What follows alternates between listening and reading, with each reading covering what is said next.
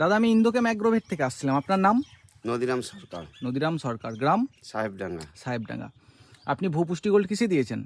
শোষাতে।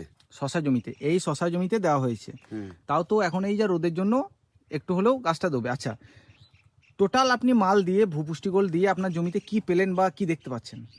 এই ভূপুষ্টি দিয়ে আমার গাছটা খুব ভালো হয়েছে এবং ফলনও ভালো হচ্ছে। কীরকম? কীরকম, কারণ এর আগে আমি শসা চাষ করেছি, কিন্তু এরকম গাছও হয়নি, আবার শসার ফলনও হয়নি। এর আগে আপনি নানা রকম ডিএপি 10-26 হ্যাঁ। ইউরিয়া দিয়ে করতেন, হুম। এটা প্রথমবার আপনি ভূপুষ্টি গোল্ড দিয়ে করেছেন, তাই তো? হ্যাঁ, হ্যাঁ। তো দেওয়ার পর আপনি 10-26 ডিএপির থেকে আলাদা কি দেখতে পেলেন যেটা ভূপুষ্টি গোল্ডে কাজ ভালো লাগছে? হ্যাঁ, না, এটা কাজ ভালো লাগছে। কি আলাদা কি দেখতে পেলেন?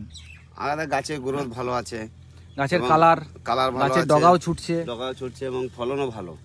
ফলনও ভালো, মালের সাইজ কালার তো শব্দ ভালো। হ্যাঁ, আজকে তো মনে হয় মালও তুলেছেন সকালে? আজকে মাল তুলেছি সকালে। মাল তুলেছেন। আচ্ছা, আপনি প্রথমবার ভূপুষ্টি গোল্ড ব্যবহার করলেন, হ্যাঁ, প্রথমবার। এরপরে আপনি কিসে দেবেন?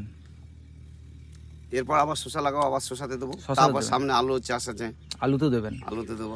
ঠিক আছে দাদা, আপনার এই মূল্যবান সময়টি ইন্দোকেমে দেওয়ার জন্য অসংখ্য ধন্যবাদ। আপনার দিনটি শুভ হোক, এর থেকেও বেশি আপনি চাষে উন্নতি লাভ করুন, এটাই আমরা কামনা করি।